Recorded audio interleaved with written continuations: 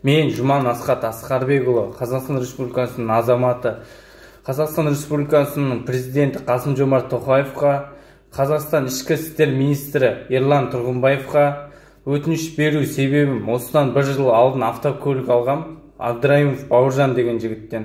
Заңды түрде автоцонда тіркелген, мен өзім атыма Абдраимов Бауыржан деген жігіт 2-3 күнге сұрап алып, маған қайтармай отыр автокөлікті.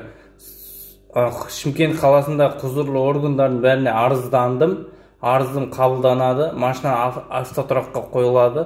Ертесіне автотұрақтан машина шығып кетеді.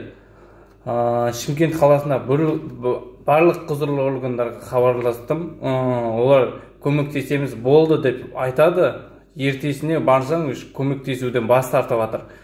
Осы істі қарауларыңызды өтінем, өйткені маған көмектесулеріңізді сұранамын.